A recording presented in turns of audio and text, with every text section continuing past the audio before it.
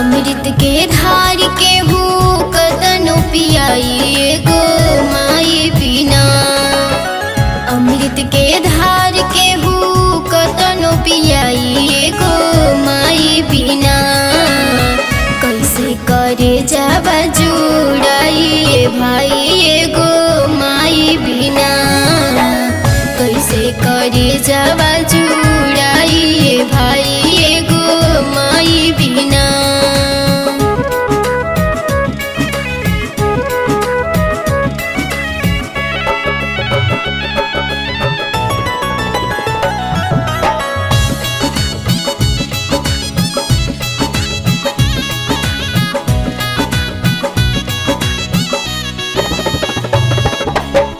मिल जाइयोन धन मिली सुख पूरा।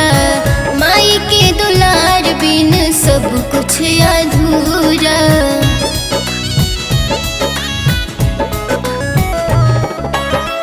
मिल जाइयोन धन मिली सुख पूरा। माई के दुलार बिना सब कुछ अधूरा। अचारा ओढ़ा के हो दूधवा पियाई गो माई बिना। कैसे करे जावा जुड़ाई भाई गो माई बिना। कैसे करे जावा जुड़ाई भाई गो माई बिना।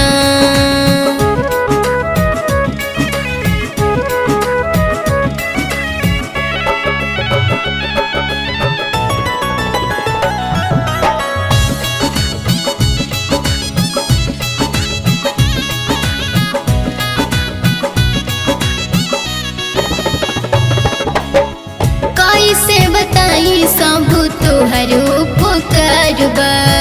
रोवा रोवा माई हो तोहार कर्जदार बा।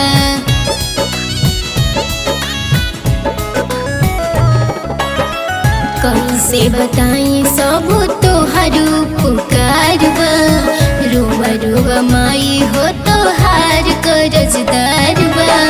उंगली पकड़ के हो चल के सिखाइए गो माई बिना।